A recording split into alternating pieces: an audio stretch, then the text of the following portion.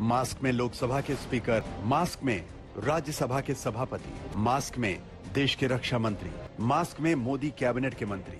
देश एक बार फिर मास्क का मोहताज है। पॉलीथीन लगाकर मुंह पर जैसे अंतरिक्ष में जाते हैं, ऐसे रेस्टोरेंट में जाना पड़ेगा। बहुत बुरा समय आएगा। हालेलुया, सबको जय मसीह की। God bless you all of you. हम आज ऐसा संगीन विषय के बारे में बात करना चाह रहे हैं जिस तरह से परमेश्वर ने हमें संकेत दिए बाइबल में, वही संकेत आज प्रकृति के द्वारा हमें मिल रहे हैं। तो इस वीडियो को देखना, लाइक करना, सब्सक्राइब करना। कोरोना का खतरा मंडरा रहा है। चीन के हालात पूरी दुनिया को डरा रहे हैं और भारत को भी सतर्क कर रहे हैं। सावधान और मुस्तैद होने की यहां जरूरत है। केंद्र और राज्य सरकारें इसको लेकर अब मीटिंग्स कर रही हैं। स्वास्थ्य मशीनरी सबको अलर्ट किया। मास्क में लोकसभा के स्पीकर,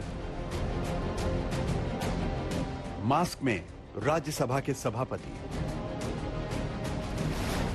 मास्क में देश के रक्षा मंत्री, मास्क में मोदी कैबिनेट के मंत्री।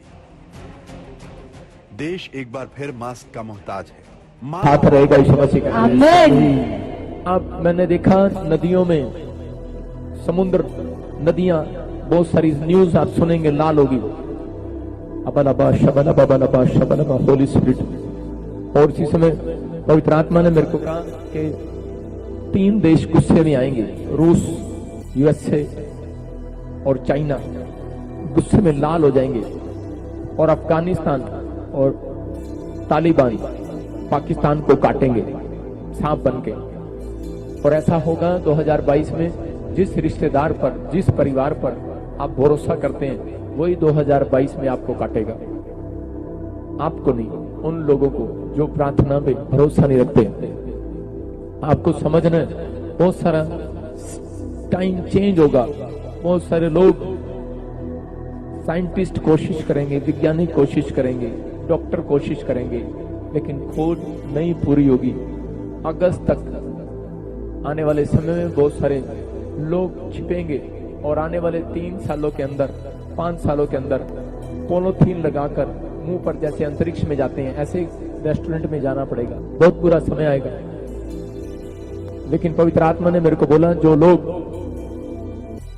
यहां पर खड़े हैं, प्रभु पर भरोसा कर रहे हैं पूरे वर्ल्ड में, प्रभु उनका फेवर करेगा यीशु मसीह के नाम में। आप कहेंगे कि मेरे नौकरी चली गई, जॉब चली गई, लेकिन आप लोगों को परमेश्वर फिर भी, मैं कह रहा हूं, आप लोग फोन करेंगे और प्रेयर कराएंगे और आपको गुड न्यूज मिलेगी। आपके घर में लॉकडाउन में भी, लॉकडाउन पूरा नहीं होगा, अगर 5 से सुबह 5 बजे तक का है, तो भी आपके घर में 4 लोग कमाने वाले होंगे यीशु मसीह के नाम से। यूएसए का डॉलर गिर जाएगा, बाहर की फॉरेन की करेंसियां गिर जाएंगी। जो लोग बाहर रहते हैं, फॉरेन छोड़ने का फैसला करेंगे। भारत में जितनी फैक्ट्री हैं वो बर्बाद नहीं होंगी, बढ़ेंगी यीशु मसीह के नाम से।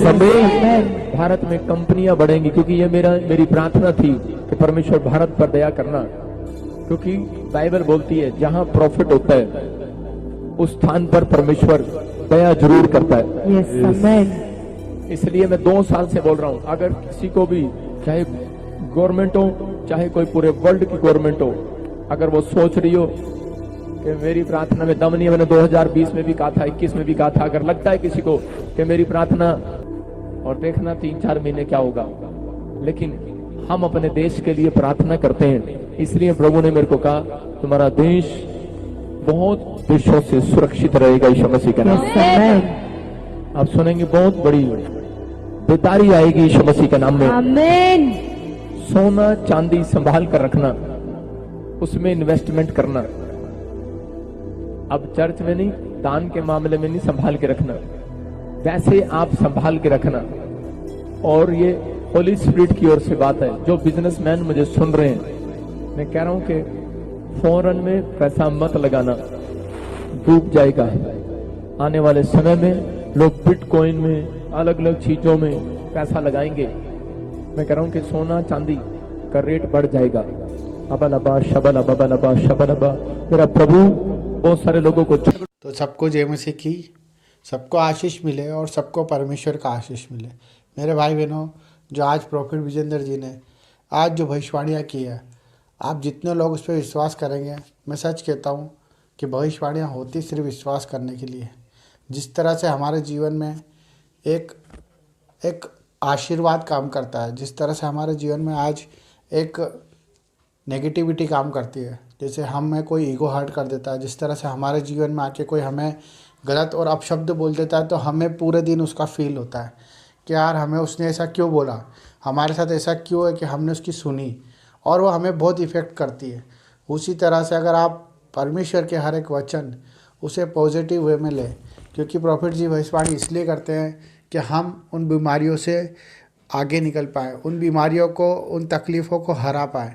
ये उनका मोटिव है कि आज अगर वो हमें कहते हैं कि परमेश्वर आपके लिए करने जा रहे हैं, तो जितनों ने यकीन किया उन सब के लिए वो बातें होती हैं।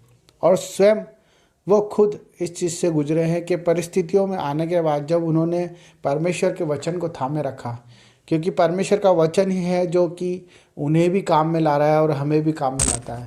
परमेश्वर के वचन को अगर आपने सही रीति से, सही तरह से अगर आपने जीवन में डाल लिया, तो मैं कहता हूँ मेरे भाई बहनों, हर एक भविष्यवाणी आपके जीवन में पूरी होने जा रही है। ये परमेश्वर का वचन है कि जितनों ने उस पर विश्वास किया उन्होंने अनंत जीवन पाया, और जितनों ने उनके भेजने वाले पे विश्वास किया, और उनके भेजने वालों को अगर किसी ने एक कटोरा पानी भी पिलाया तो वो अपना प्रतिफल नहीं खोता है। ये परमेश्वर का वचन है। हम एक बात को समझते हैं कि आज अगर हम किसी भी मज़हब के, किसी भी मंदिर, मस्जिद, गुरुद्वारे में अगर हम जाते हैं, तो हम अपने भीतर उस चीज़ को पॉजिटिव वे में लेके चलते हैं कि अगर हम उस पहाड़ पे चढ़ जाएंगे और अगर हम उपवास रह लेंगे, अगर हम पश्चाताप कर, हमारी परेशानियाँ सॉल्व हो सकती है। यही एक बात है जो परमेश्वर हमें समझाते हैं कि हमें अपने जीवन में ऊपरी रूप से कुछ नहीं बदलना है, हमें अपने भीतरी रूप से बदलना है।